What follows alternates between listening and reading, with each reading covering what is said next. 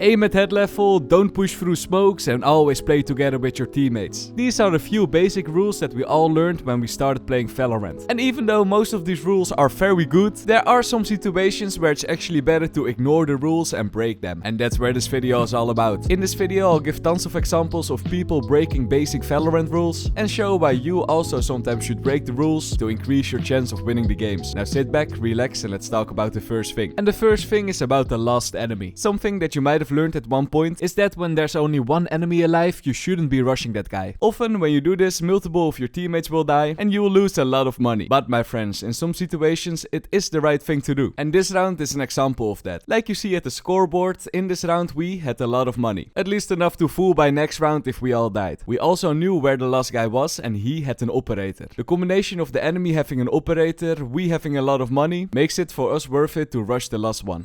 Yeah, you don't let them save. Okay, look. The thing is though, rushing an operator player is a very hard thing to do.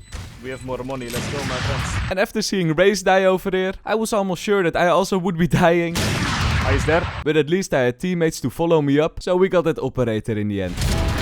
Good job. Conclusion of this round: sometimes it's worth it to give your own life or even multiple of your teammates' lives to steal the last weapon of the enemy after a round is already won. Let's move on to the next rule that you can break. And it's about the thing that everybody learns when they first started playing Valorant, and that's that if you lose the first round, you have to go eco in the second round. This is one of the most important things to do in Valorant. You want to save up for that Vandal, because buying every round is bad and you don't want to play with the Spectre the whole game. However, even though this is the tactical thing to do, you don't always have to go eco in the second round. And this next game is a good example of that. In this game, someone suggested that we should buy in the second round, and if you look to the left, every one of my teammates was in. Nobody went eco in this round. And I think that this is the only exception. If you notice that your whole team is buying, then it's actually not a good thing for you to go eco, because for the rest of the game you have a different economy than your teammates, and working together, buying at the same time will be a hard thing to do then. So if your whole team is on board, I would recommend to also just buy and try your best to win that half buy round.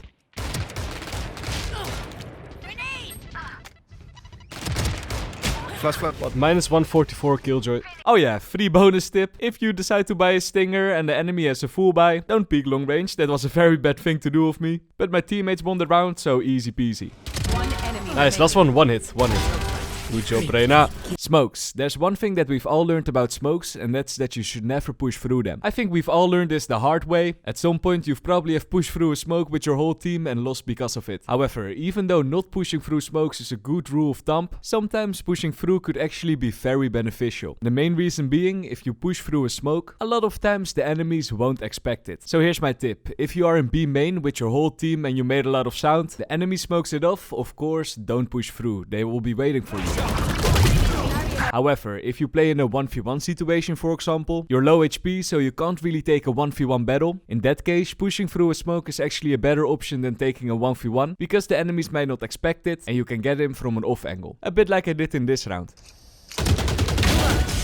Whoa, okay. So yes, pushing through smokes is good sometimes. The next rule that you sometimes gotta break is an agent specific rule, and it's all about Cypher. The first rule that you learn with Cypher is that you should always place your tripwire on a spot so the enemies can't jump over it or crawl under it. This makes sense, right? Because if an enemy jumps over it, your tripwire becomes useless. However, there are multiple situations where it's actually better to break this rule. Take Silong on Haven for example. If you place your tripwire on the ideal height, no enemies can walk past it, but when an enemy goes through, it's easy for them to destroy your tripwire because they know where to aim, a little bit under head level. However, usually when people are pushing C-Long, they will rush it like maniacs because it's not a popular way to lurk around C-Long since it's so far away from the rest of the map. So what does this mean? Instead of placing your tripwire on the ideal height, you could decide to place it all the way on the ground. Now when the enemies are pushing, it's a little bit more trippy for them to destroy the tripwire because they suddenly need to aim way more down, and this might catch the enemies off guard. This is one of the situations where you can break this rule. Another situation I mentioned in last video, where I said that you could also place your tripwire low on purpose and kill the enemy when they jump over it. You're using the tripwire as bait in this case.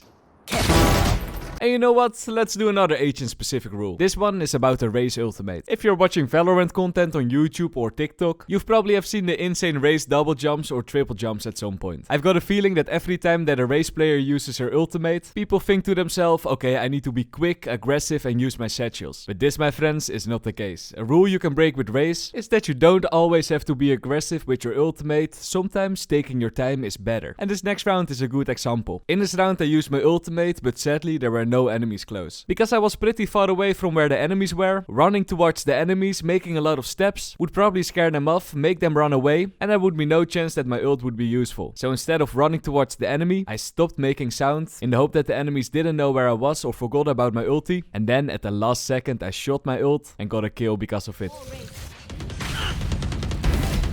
Haha. Okay, where the heck was that Reyna? I sadly died in the end, but hey, we got the side, so sometimes be patient with your Raze ulti. And since we're talking about ultimates, I also want to talk about the ultimates of Brimstone and Sova. Here's the thing, if you just pick up Sova or Brimstone, one of the first things you will learn is that their ultimate is very good in the post plant. So what a lot of people will say to themselves is that they always should save their ultimate for the post plant to get an easy win. Especially a lot of lower elo players are doing this. But of course, both ultimates are very good at just clearing certain areas of the map, so don't be afraid to use these ultis to take control, like my teammate did in this round. Ultimate into heaven, an easy kill for him.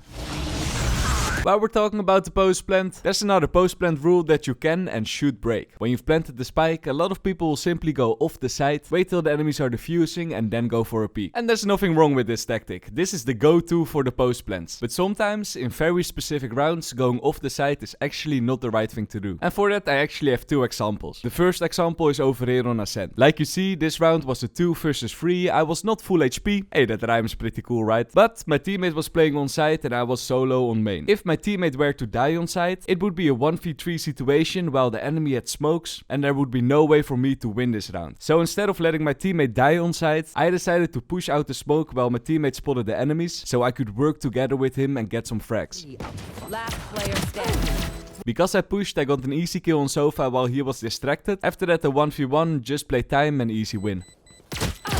So the first reason not to go back in the post plant is to assist teammates that are playing from side. Another example of when you should break the rule of going off the site is if you know for sure that the enemy has a smoke and they are not on site already. Take this round. In this round the enemy smoked off long and they weren't on site when they did this. So instead of going long myself, I decided to push out the smoke, wait for them till they push site, get a kill and then teleport back. One enemy remaining. Oh, okay, that's good. If I didn't push out the smoke and stayed in long, then I would have given the enemy time to get into position and pre-aim at the smoke. And that's not good, my friends. Because I pushed out before the enemies were aiming at me, I had way more chance of getting a kill. Phew, I know that last rule was a little bit of a complicated rule. Let's do a simple rule you can break now. Sometimes you just gotta press W and go for those run and guns. Especially when you're close range to the enemies, they got a shadow for something and you got an specter. Then going for run and guns is actually a good option. Because there's less chance that the enemies will hit you. You'll actually be pretty accurate on short range. And the best part, if you get a kill, you will definitely tilt the enemies. Next rule that you sometimes gotta break. You know that one teammate that's in every game that says, stop pushing, play safe. We all had those teammates and sadly, usually they are right. The best way to play defenders in Valorant is to play on the back and play it safe. However, sometimes you need to break that rule and actually play aggressive. I mentioned this a lot during my Road 2 series, but if you always play defensive and the enemies start winning some rounds, then clearly something isn't working. And when this happens, it's the moment to change things up and change your style to the offense. Go for that push and maybe the enemies don't expect it, and that's how you can switch a game, my friends. 10 seconds left. And this, my friends, was the last thing. If you know any Valorant rules that you sometimes gotta break, please let me know in the comments down below and I might make a part 2. Thank you so much for watching and I see you guys in the next one. Bye bye.